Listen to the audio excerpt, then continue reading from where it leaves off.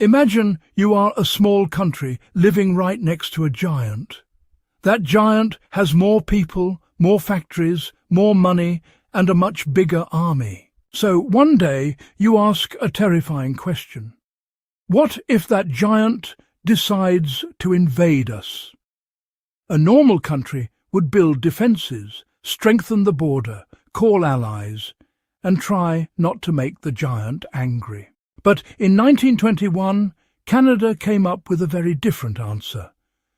The plan was not to hide, it was not to wait, and it was definitely not to politely ask America to calm down. Canada's answer was simple, bold, and absolutely ridiculous. Attack first. Yes, Canada once had a real military plan to invade the United States. Not because Canada thought it could conquer America, not because it expected to march into Washington and plant a flag on the White House. No, the real plan was much stranger than that. The idea was to rush across the border, hit several American cities, destroy bridges and railways, cause as much confusion as possible, and then run back home before America could fully react. In other words, Canada wanted to punch the giant in the face and then sprint back across the fence. This bizarre idea had an official name: Defence Scheme Number 1. And depending on how you see it, it was either a desperate act of realism or one of the dumbest military plans ever written. Because from the very beginning, the plan admitted something awkward. Canada did not expect to win. It did not expect to hold American territory. It only hoped to buy time, slow the United States down, and survive long enough for Britain to help. But there was one tiny problem. Actually, there were many. Canada had fewer troops, weaker industry, and limited logistics, and the country it planned to raid was not just any neighbour. It was the United States of America. So how did Canada end up making such a plan? Who wrote it? And was it truly stupid, or simply the least bad option in a terrifying situation? Today, Canada and the United States look like friendly neighbours. They trade together, cooperate together, and share one of the longest borders in the world. But if you go back to the early 20th century, the relationship was not always that comfortable. Canada was still closely tied to the British Empire, while the United States was growing into a powerful industrial giant. And there was one uncomfortable fact that Canadian planners could not ignore. If a major war ever broke out between Britain and the United States, Canada would be the easiest place for America to hit first. Britain was far away, across the Atlantic Ocean. America was right next door. That meant Canada could become the battlefield before Britain even finished packing its bags. Canadian officers understood the numbers, and the numbers were not comforting. The United States had a much larger population, stronger industry, more factories, and a much deeper supply system. In a long war, Canada could not simply overpower its neighbour. So Canadian planners had to ask a very unpleasant question. If America attacked first, how long could Canada survive? Could Canada hold the border? Could it protect its railways, ports, cities and supply lines? And most importantly, could Canada stay alive long enough for Britain to arrive? The answer was not very reassuring. If Canada waited passively, America might seize key cities before help could come. But if Canada attacked first, maybe it could slow America down, force American troops to defend their own towns, and buy just enough time for the British Empire to respond. It was not a plan built on confidence, it was a plan built on fear. And fear can make even polite countries think of very impolite solutions. That fear is where Defence Scheme Number 1 truly begins. The man behind this strange plan was Lieutenant Colonel James Buster Sutherland Brown. To some people, Brown was not crazy. He was practical. He was simply thinking about a nightmare that most politicians preferred to ignore. Brown did not believe Canada could defeat the United States in a long war. He understood that America was bigger, richer, and much harder to exhaust. He also did not imagine Canadian soldiers proudly occupying American cities forever. That was not the goal. Brown's idea was not conquest. It was delay.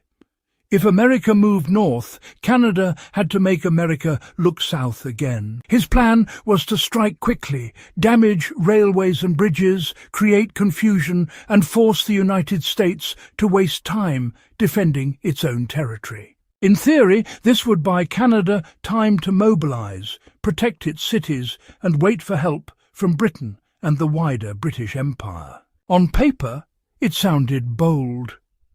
In reality, it sounded like sending a small man to slap a giant, then praying he could run away before the giant stood up. Defence Scheme Number 1 was not just a vague idea scribbled on a napkin. It had real roots, real targets, and real assumptions about where Canadian troops would go if war came. From the west, Canadian forces would push toward places like Seattle, Spokane, and Portland. From the prairies, they would look toward places like Fargo, Great Falls, and even the direction of Minneapolis. From Quebec, Canadian troops could move toward Albany and threaten important routes in the northeast. From the maritime provinces, Canadian forces would move into Maine, trying to disrupt the American northeast before it could fully organize. But none of these attacks were meant to conquer America. The goal was to create confusion, break transport links, and force the United States to waste precious time.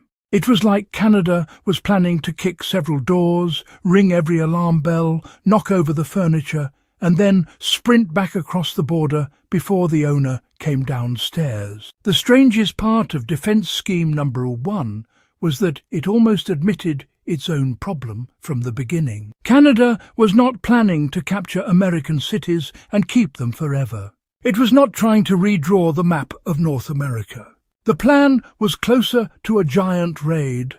Strike fast, break useful things, confuse the enemy, and leave before the full counterattack arrived. That meant timing was everything. If Canadian troops stayed too long, they could be trapped deep inside American territory. If they retreated too slowly, America could crush the very army Canada needed to defend itself. So the entire plan depended on a very dangerous hope.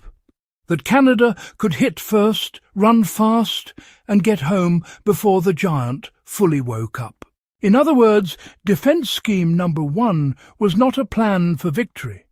It was a plan for buying time without getting destroyed in the process.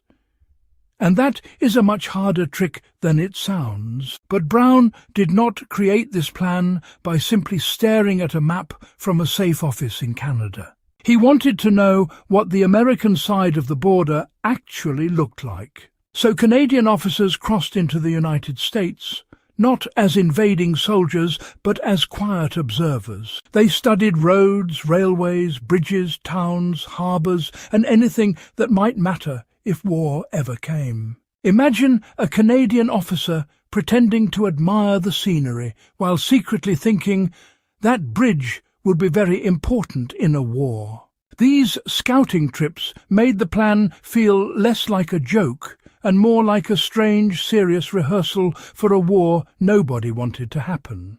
But the more details they gathered, the more obvious the danger became.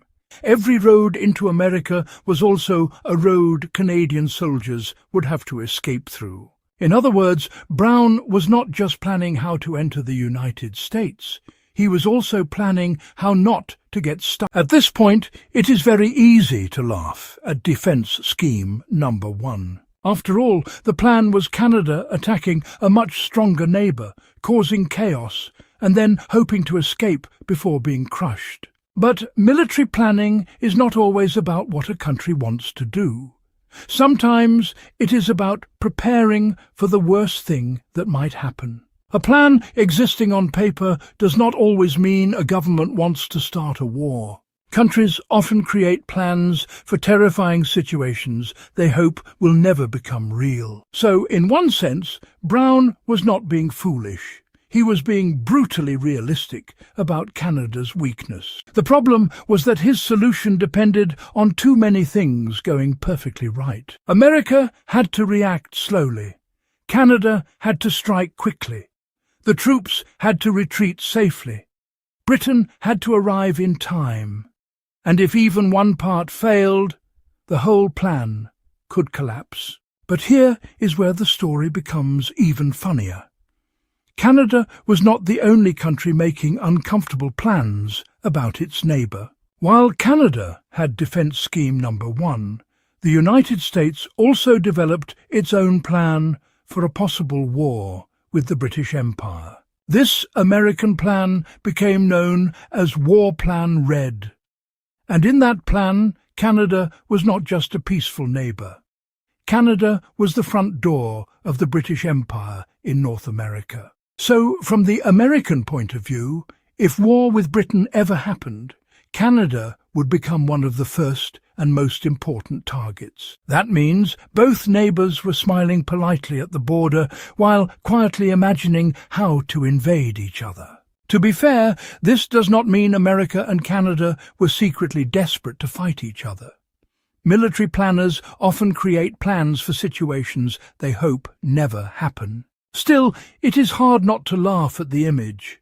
Canada preparing to raid America, America preparing to invade Canada, and both sides acting like perfectly normal neighbours. But Defence Scheme Number 1 did not last forever. By the late 1920s, the world around Canada was changing. Relations between Britain, Canada, and the United States were becoming more peaceful, more practical, and much less willing to imagine a war across the North American border. The idea of Canada charging into American territory began to look less like bold strategy and more like a dangerous accident waiting to happen. Canada also had to face the obvious problem. It simply did not have enough military power to make such a risky plan feel safe. So, in 1928, Defence Scheme Number 1 was officially abandoned. The plan that imagined Canada invading America was quietly pushed aside. And like many embarrassing ideas in history, it did not disappear because it was never serious. It disappeared because, eventually, everyone realized it was too serious to keep pretending it was safe. So, what can we actually learn from Defence Scheme Number 1? At first glance, it looks ridiculous. A smaller country planning to attack a much stronger neighbour in order to defend itself. But underneath the absurdity was a real fear. Canada knew it was vulnerable, and it knew help from Britain might arrive too late. In military planning, countries do not always choose between a good option and a bad option. Sometimes they choose between a bad option and an even worse one. Defence Scheme Number 1 was one of those choices. It was not brilliant, it was not safe, but it came from a situation where doing nothing also seemed dangerous. And that is what makes the plan so fascinating. It was dumb enough to make us laugh, but desperate enough to remind us that fear can make serious people design very strange solutions. In the end, Defence Scheme Number 1 was never used. No Canadian army marched south, no American city was raided, and the giant never had to wake up to Canada running away across the fence. But the plan still survived as one of history's strangest reminders that even calm countries can imagine very wild things when they feel trapped. Was it a dumb plan? Yes, in many ways. It depended on speed, surprise, luck, British help, and the hope that the United States would not react too quickly. But was it completely irrational? Not exactly. Canada was a smaller country facing a terrifying possibility. A war with a neighbour it could not overpower. Defence scheme number 1 was not born from arrogance. It was born from insecurity, fear, and the uncomfortable logic of survival. And that is why this story is so memorable. It is funny because it sounds absurd, but it is also unsettling because for the people who wrote it, the fear was real. History is full of brilliant plans, terrible plans, and plans so strange they make us ask one simple question. Who looked at this and said, "Yes, this is a good idea"?